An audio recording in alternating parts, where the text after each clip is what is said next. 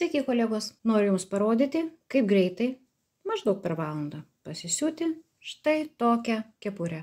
Žinoma, pirmiausia, ją reikia susikonstruoti. Tai irgi parodysiu. Taigi pradedam pamoką. Šalo ausys, siūsim greitai. Pradedame daryti lekalą. Pirmiausiai nusibraižome statų kampą. Ir reikia išsimatuoti jūsų galvos apimtį. Galvos apimtį matuojam horizontaliai per kaktą ir užsirašome. Galvos apimtis aš imu kaip pavyzdį, tarkim, 49 cm. Dabar iš šito gauto skaičiaus reikia atimti 7 cm. Jeigu jūsų trikotažas mažiau tamprus, mažiau tamposi, jūs galite atimti taip 5-6 cm. Gaunam 42 cm. Tai yra visos kepurės, ištiestos kepurės ilgis. Atidedame nuo stataus kampo į dešinę. Aš braižau sumažintą variantą, o jūs brėžkite masteliu 1:1, nesuklyskit. Ta patį atstumą atidedame dar kartą į viršų ir nusibrėžiame vertikalę. Nuo stataus kampo į viršų atidedame jūsų norimą kepurės aukštį. Imsiu kaip standartinį kepurės aukštį 30 cm. Ir kad nepamirštumėt, užrašysiu. Be abejo, jūs galite atidėti kokį tik tai norite aukštį, žiūrint kokio aukščio jūs norėsite kepurės, ar su nusvirusiu galu kaip nykštuko, ar su stovinčiu smailu galu, ar standartinės tokios palei pat galvą kepurytės. Be abejo, jūs galite pamatuoti savo jau kažkokią galbūt mylimą turimą kepurę ir tada atidėti va šitą va aukštį. Be abejo, atidedam lygiai tą patį atstumą. Va šita apatinė linija tai bus kepurės apačios lenkimo linija. Kepurė bus dviguba. Išsikerpame lekalą tiksliai pagal pažymėtas šitas linijas. Dabar reikės nubraižyti kepurės viršutinį kraštą. Lenkiam turimą lekalą per pusę ir dar kartą per pusę. Svarbiausia, turi sutapti gražiai kraštai. Tuomet nuo viršaus reikia į apačią atidėti nuo 9 iki 10 cm. Atidedam ir braižom liniją. Pamatuojame viršutinį kraštą ir padaliname jį pusiau, dedame tašką. Dabar braižysime kepurės viršutinį kampą. Jums reikės nubrėžti lenktą liniją, tokią, kuri sklandžiai pereitų į va štai šituos lenkimo kraštus, į šitas lenkimo linijas. Ir vienoje, ir kitoje pusėje linijos turi būti identiškos. Jeigu jūs naudojate permatomą popierių arba plėvelę, tai padaryti bus žymiai paprasčiau. Kerpam per pažymėtas linijas. Kerpam atidžiai, laikom visus sluoksnius, kad niekas nepasislinktų. Ir dabar, tadam, kepurės lekalas gatavas. Turiu pasidariusi lekalą. Apačioje pas mane yra pažymėta lenkimo linija. Lekalas jau yra normalaus dydžio, pagal tokią kepurę, kokią aš norėčiau ir siūti. Tarp kitko, braižau aš ant permatomos plėvelės, man taip yra patogiau, nes visos linijos matosi, greit nusipiešia, greit nusitrina. Jūs galite braižyti ant ko tik tai norite. Dabar noriu pašnekėti apie patį trikotažą. Trikotažas mano yra stipriai besitampantis, lengvai besitampantis, kepuriai tai bus labai malonu dėvėti. Ir susilenkiam trikotažą taip, atkreipkite dėmesį, tai yra labai svarbu, kad trikotažo metmenų linija eitų va taip va išilgai. Ir sutapdinam kraštus, čia yra lenkimo linija, dedu lekalą ant viršaus ir dabar padėkite, prašau, lekalą taip, kad vienas jo kraštas eitų labai tiksliai lygiagrečiai trikotažo kirpimo kraštui, o ten, kur yra lekalo lenkimo linija, kad atitiktų tą lenkimo liniją tiksliai trikotažo liniją. Negali būti jokios paklaidos. Reikia taip padėti, kad viskas būtų be galo tikslu. Kai padedam lekalą, galime prisisegti smeigtukais ir išsikirpti. Mano kirpinyje geroji pusė yra viduje. Dabar jums reikia padėti savo kepurę taip, išskleisti, kad geroji pusė vėl taip pat būtų apačioj. Ištiesiam karūną didelę, ištaisom ir pirmiausiai pradedame siūti štai šituos vidinius kraštus. Vieną su kitu. Susisegam adatėlėm. Jeigu nesate labai įgudusios, reikėtų šitas linijas susidaikstyti.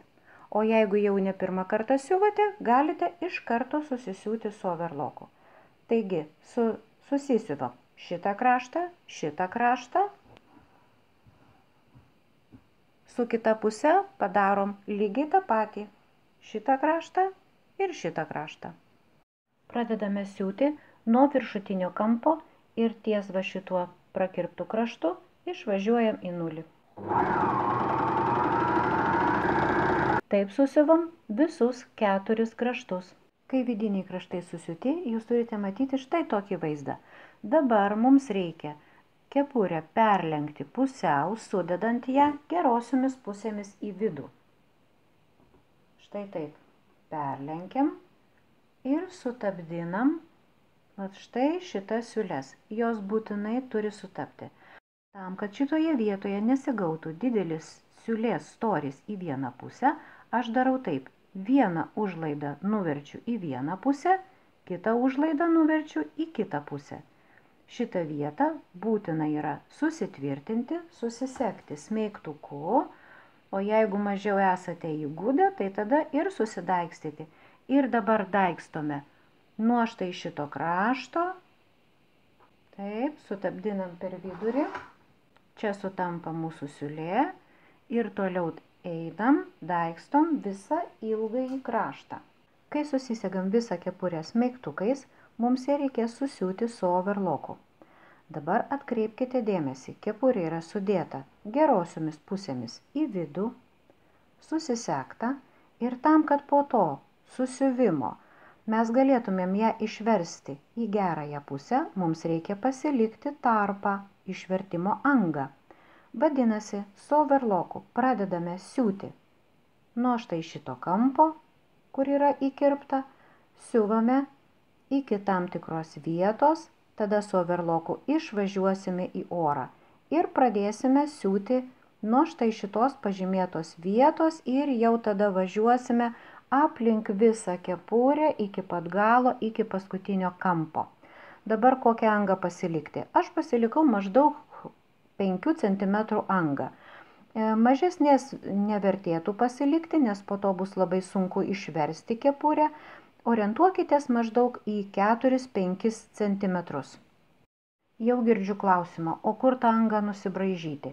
Jeigu štai maždaug šitoje vietoje yra mūsų kepurės lenkimo linija, vadinasi anga turi būti nubraižyta, orientuotasi į viršutinę dalį. Jinai bus vidinėme sluoksnyje ir po to bus užsiūta paslėptų dygsniu, tam, kad ji nebūtų matoma iš išorės. Na va, viskas susisiuvo, su overloku darbas baigtas, anga yra išvertimo. Vienintelį dalyką, ką rekomenduočiau jums padaryti, tai surišti va štai šitų overloko siūlų galiukus, kad po to dėvėjimo metu, skalbimo metu, kad overlokas neatsipalaiduotų ir siūlės neiširtų. Tai pirmas dalykas, surišam mazgus ir išsiverčiam kepurę per štai šitą mažą angą. Ir svarbiausias momentas, pats įdomiausias, ar siūlės šitoje siūlių sandūroje sutapo? Jeigu nesutapo, ardom ir siuvom iš naujo. Gerai, juokauju. Bet prieš užsiuvant angą reikia būtinai sutvirtinti abu kepurės galus, kad kepurė neišsinertų. Perlenkiam kepurę per pusę ir per angą susirandame vieną ir kitą kepurės galą. Tas siūlių sandūras. Va šitas, vieną siūlių sandūrą ir kitą siūlių sandūrą. Ir dabar jas reikia tarpusavyje rankom, va čia va sutvirtinti dvigubų siūlų keletų dygsnių. Susiuvam tvirtai, siuvame tik tai pačias siūlių užlaidas. Padarom 3-4 dygsnius ir to užteks. Be abejo, pabaigoje visada reikalingas mazgas, o jeigu nepasitikit, galite padaryti ir 2 mazgus. Štai taip. Siūlą nukirpam. Kai užsiuvinėjate angą paslėptų dygsnių, pirmiausiai slepiame mazgą. Užlaidas lenkiam į vidų ir kabinam už vieno krašto poros siūlų, už kito krašto poros siūlų, darom labai mažą dygsnį ir siūlą užtraukiam. Kartojam tą patį. Negalima siūlo labai stipriai įtempti, nes susigarbanos šitas kraštas. Anga jau užsiūta ir šita dalis bus vidinėje kepurės pusėje. Išverčiam kepurę į gerąją pusę. Vienintelis, kas mums belieka padaryti, tai gražiai išlyginti štai šitas siūles. Kad gražiai nusilygintų siūlės į vieną pusę, ir va štai šitas kampas, kad prisilygintų. Na štai ir viskas. Prilyginom kampus, prilyginom viršutinę dalį, šiek tiek užlyginau atvartą nedidelį ir jau galima dėvėti. Oras atšalo, kepurė gatava. Jeigu jums patiko pamoka, spauskite like, užsiprenumeruokite mano kanalą, nes dar darysime daug gražių darbų.